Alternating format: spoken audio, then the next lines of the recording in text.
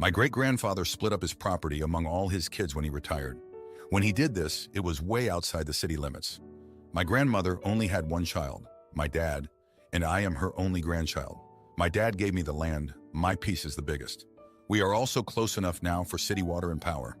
Some of the land has been sold to developers. My uncle subdivided his portion into acreages. He kept one and gave each of his kids a plot. My cousin has spent 10 years building his dream home. It is up the hill from my cabin.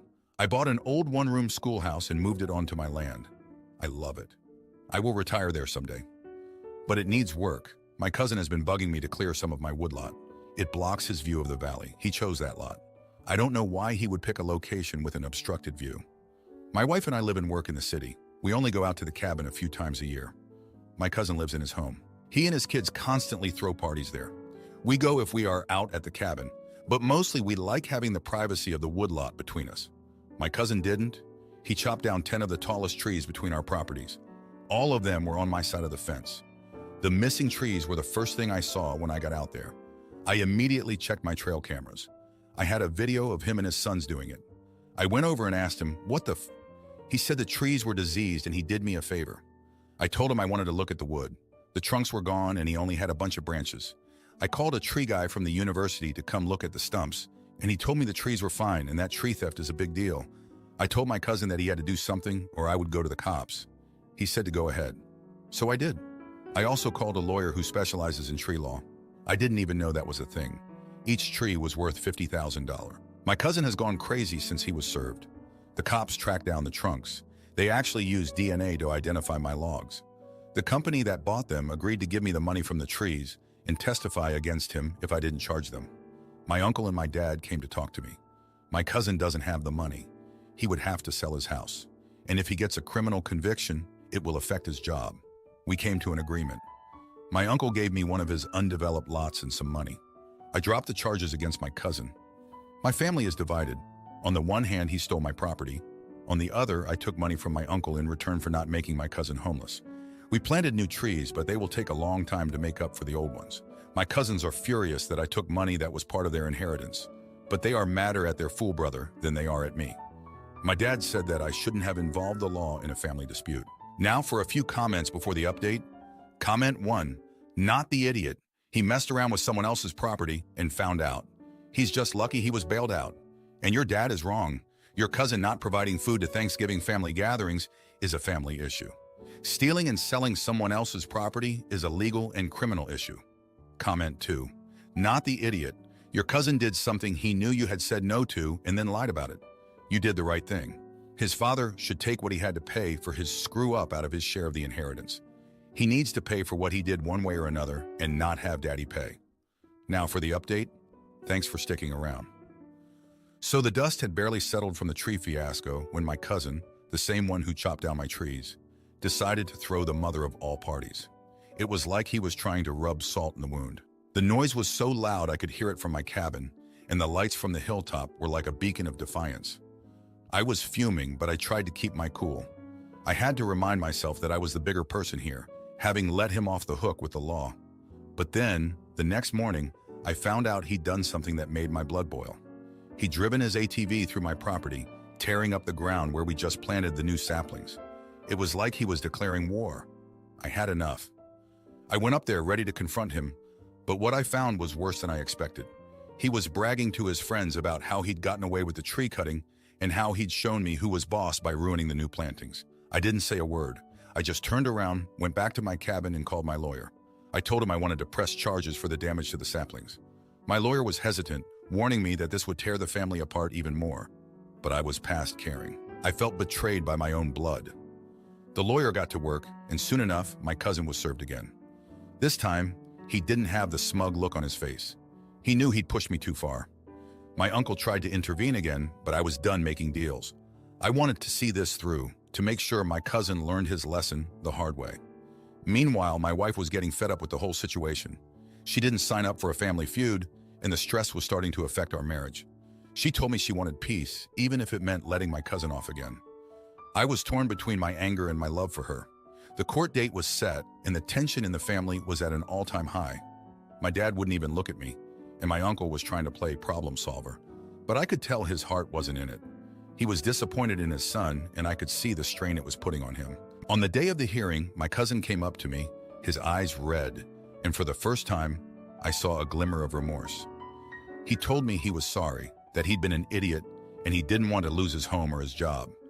He begged me to reconsider, offering to do anything to make it right. I was ready to dismiss his plea, but then I looked over at my wife. She was watching me, and I knew what she wanted. It was a test of my loyalty, to her, and to what was left of my family. In that moment, I made my decision. I told the judge I wanted to drop the charges, but I wanted a written apology from my cousin and for him to personally replant the saplings he'd destroyed. The judge agreed, and my cousin nodded, relieved. It wasn't the outcome I had wanted, but I could see the relief in my family's eyes. My wife squeezed my hand, and I knew I'd made the right choice for us. After the hearing, my cousin kept his word. He replanted the saplings, and he gave me the written apology. It was awkward, and the air was thick with unspoken words, but there was a sense of closure. My wife was happy, and that was worth more to me than winning the feud. But karma has a funny way of coming around. A few weeks later, my cousin's house was up for sale. Turns out the partying and the legal fees had caught up with him, and he couldn't afford to keep it anymore. He moved into a smaller place down the valley, and I heard through the grapevine that he'd sobered up and was trying to get his life back on track. As for me, I got my peace and quiet back. The saplings are growing, and my wife and I are stronger than ever. I learned that sometimes walking away from a fight is the hardest and bravest thing you can do, and sometimes it's the only way to win. Thanks for reading. My brother always misses my big moments because of his wife's excuses. So when his life fell apart, I told him it's karma for ignoring me. I, 17-year-old male, literally just turned 17 on March 1st. I had my birthday dinner that Saturday, which was the 2nd. I was expecting my whole family to come, but instead my 25-year-old brother called to cancel and let me know that he couldn't come because his wife, who is also 25, had a migraine. I was upset, but I expected it. This happens often whenever I have something special to me. For example, at my 8th grade graduation, my brother had to miss it because his wife was too tired from work. At my 9th grade award ceremony, my brother had to miss it because she was sick with the flu or something. On my 15th birthday party, I really do not remember the excuse. At my 10th grade award ceremony, my brother had to miss it because they had a wedding to go to. On my 16th birthday party, my brother had to miss it because his sister was in the hospital. And now on my 17th birthday party, my brother had to miss it because she had a migraine. I can't really blame her for this, I guess. Those are valid excuses, but it just sucks that they all happen around the time of my birthday or something that I'd want my family to come to. I don't even mind if she doesn't come, I just like my brother to come. I'm just happy that my other family members do come and support me, which I love. On Wednesday, my brother came by and gave me some money and a birthday card.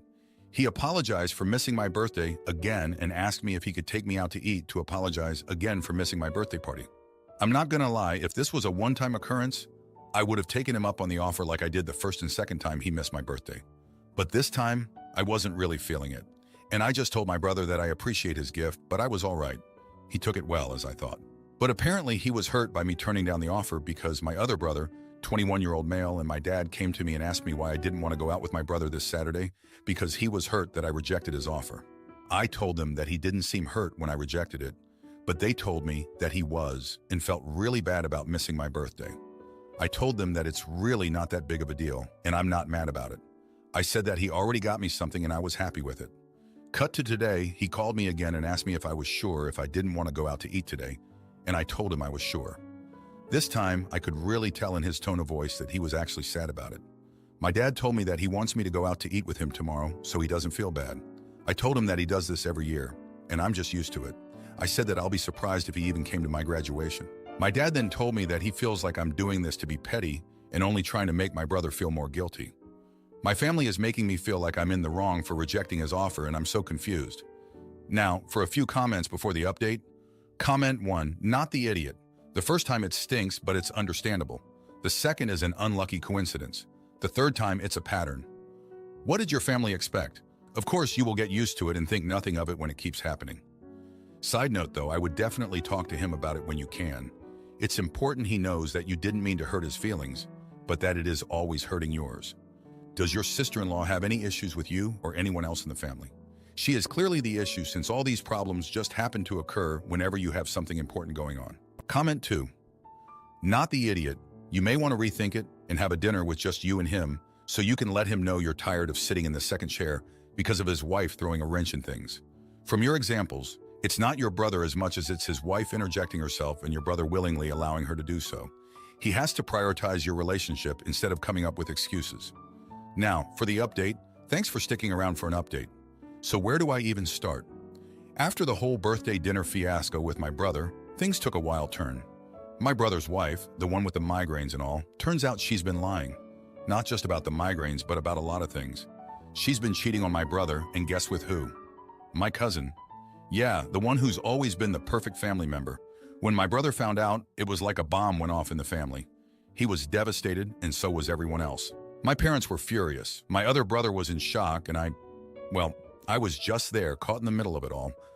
My brother moved back in with us for a while, and the house was just filled with this heavy, awkward silence. No one knew what to say or do. It was like we were all walking on a tightrope, trying not to make things worse. But then, as if that wasn't enough, my other brother, the 21-year-old, got into some serious trouble. He got caught up in a hit and run. He wasn't driving, but he was in the car and didn't report it. The guilt ate him up until he finally confessed to the police. The family was in the spotlight again, and not in a good way. My parents were dealing with one son's divorce and the other's legal issues. It was a mess. Amidst all this, my brother's wife had the nerve to show up at our house begging for forgiveness, crying about how she made a mistake and how she still loved my brother. But the damage was done. My brother wouldn't even look at her. I felt a mix of anger and pity for her. She had caused so much pain, yet there she was, broken and alone. The aftermath was rough. My brother's divorce was messy, with her trying to take everything from him. My other brother was doing community service and attending court-ordered therapy. And me? I was just trying to keep my head down and get through my last year of high school. But life has a funny way of not letting you catch a break. Just when things started to settle down, my dad lost his job. The company he worked for went under, and just like that, we were in financial trouble. My mom started working double shifts, and I picked up a part-time job after school. We were all pulling our weight to keep the family afloat. Through all this, my brother kept trying to make amends with me. He'd show up at my job with lunch, or he'd offer to help me with homework. I knew he was trying to make up for all the missed events, but I couldn't shake off the resentment. It felt like too little, too late. Yet I couldn't bring myself to push him away completely. He was still my brother after all. And now, here we are, 3 months later. My brother's divorce is finalized, and he's slowly rebuilding his life. My other brother is still dealing with the repercussions of his actions, but he's getting better. My dad found a new job, and things are starting to look up financially. As for me, I'm still here, in the same house, with the same family drama. I know I should probably get out, find my own path, but it's not that easy. This is my family, and despite everything, I can't help but hope things will get better. Maybe I'm naive, or maybe I just believe in second chances. Either way, I'm sticking it out, for better or worse. Thanks for reading. My sister's husband tried to turn the family against me over a baby name. So I exposed his manipulation and watched as she kicked him out and took control of her life. My sister gave birth to my nephew in January, and she gave him a name that I dislike, which is Philip. The two of us have always been very close, and we always swore we would be honest with each other when asked. That has always been our relationship. We feel it keeps us close and prevents hard feelings, because if we don't want to hear something, we just don't ask. There has never been a time when I didn't want her honesty, so I will ask her anything looking for an honest answer. My sister is a little more sensitive, which is nothing wrong with that, but I understand if she doesn't ask everything if she feels like it would hurt her feelings. She asked me what I thought of the name because I was the only one who didn't comment about loving the name up, according to her. And I'm not saying every single person she meets compliments the name, just that those in her and her husband's circle did. So 2/3 weeks after my nephew was born, she asked me if I didn't like his name. She said my reaction was very muted and it made her wonder. So I was honest and told her I didn't like the name, but reassured her I love my nephew very much. She asked some more questions that I answered honestly, and I was even open about names I would use for my future child when asked. My sister made a joke that it was weird to find a topic we were so opposite on, our taste in names, but she was glad we had talked. I didn't think anything more of it, and then a week and a half ago, my sister's husband made a sarcastic remark that he was surprised I would spend money on such a nice gift for my nephew. I ordered a custom blanket for him that has his name on it when I don't even like the name. My sister told him to stop and apologized to me for his reaction. He grumbled and she grumbled back at him. Then he got me alone and told me I had made my sister cry when I told her I disliked my nephew's name. He asked me how I would like it if she said that to me, And I told him I would expect her to be honest if she did dislike the name I picked for my future kids, and I asked her the question. I said we don't lie to each other, and it's been that way since we were kids. He said he had no idea what kind of name I would like if I disliked Philip, and if I disliked the middle name too, but it takes a special kind of shitty person to tell a new parent they dislike the name they chose for their kid. And he said I broke my sister's heart, which should make me so ashamed. I spoke to my sister after that and apologized for upsetting her. She wanted to know where I learned it, but answered herself before she finished the question. She apologized to me and admitted she was upset, but that she should have known better than to ask the question, that I didn't go out of my way to give feedback on the name, and she knows herself better than that. She apologized for her husband again and told me not to listen. But then her husband reached out again and told me my sister is trying to spare my feelings. So am I the idiot? Now for a few comments before the update. Comment 1. No idiots here. Important point I'd like to bring across. It's okay to be upset by something someone has said. It's okay to cry. And then you deal with the disappointment and continue your life. Looks like your sister did that, but her husband isn't. Your sister needs to accept, if she hasn't already, that not everyone loves the name. And that's okay. You've shown you love your nephew and you've accepted the name, not that you need to, by giving that blanket. I really don't see a problem, except brother-in-law needs to get over it himself. Brother-in-law needs to accept that sometimes stuff happens that upsets his wife. It's his job to comfort her and help her deal with it, preferably without blaming others. Comment 2. Not the idiot, your sister even said it herself. She shouldn't have asked if she didn't want the truth, as that's the relationship you have. You are making an effort to embrace the name, and you've apologized for any hurt feelings. Her husband is being a major AH at this point, especially for going behind his wife's back multiple times to attack you. My bet is it was his name suggestion and he's personally hurt in attacking you for it. If he tries to bring it up again, I would immediately shut him down and say you're not continuing this conversation with him. And if your sister has an issue, she can bring it up herself. Now for the update. Thanks for all the comments on my last post. So things have been pretty busy since then. After the whole name drama, I thought we'd move past it. But no, my sister's husband, let's call him Mr. Sensitive, decided to stir the pot again. He went behind my sister's back and started a group chat with our family, basically saying I was disrespecting their choice and how I should apologize to everyone for creating tension. I mean, come on, it was a private conversation between me and my sister. My mom got involved, and she's always had a soft spot for Mr. Sensitive. She called me, her voice all shaky, saying I should just apologize to keep the peace. I was fuming but kept it cool on the phone. I told her I'd think about it. But inside I was like, why should I apologize for being honest when asked? Then out of nowhere, my cousin, who's always been a bit of a gossip, leaked screenshots of the group chat online. It blew up. Friends, distant relatives, and even some random people were weighing in on the drama. My sister was mortified, and Mr. Sensitive suddenly played the victim, saying he was just trying to protect his family. But here's where it gets even crazier. My sister, bless her heart, decided to host a family dinner to clear the air. It was tense. You could cut the awkwardness with a knife. Halfway through, Mr. Sensitive got up and announced that they were considering changing Philip's middle name because of all the feedback. My sister looked like she was about to cry, and I felt a pang of guilt, even though I hadn't said a word about the middle name. The dinner ended with my aunt, who's never liked Mr. Sensitive, calling him out for being manipulative and causing unnecessary drama. She pointed out how he'd been walking all over me, and I never stood up for myself. It was like she was voicing all the things I'd been feeling, but never had the guts to say out loud. After everyone left, my sister and I had a heart-to-heart. She admitted she felt trapped between her husband and her family. I told her I'd support whatever decision they made about the name, but I couldn't keep being the punching bag for Mr. Sensitive's insecurities. The next day, my sister announced they were keeping the name as is, and Mr. Sensitive posted a public apology for overreacting and dragging the family into it. It seemed like things were finally settling down. But then my sister found out Mr. Sensitive had been talking to his ex, complaining about our family and seeking comfort. She was devastated. It was like one soap opera twist after another. My sister kicked him out, and now they're talking about separation. It's been a mess, but through all this, I've realized I need to stop letting people walk all over me, even if it's family.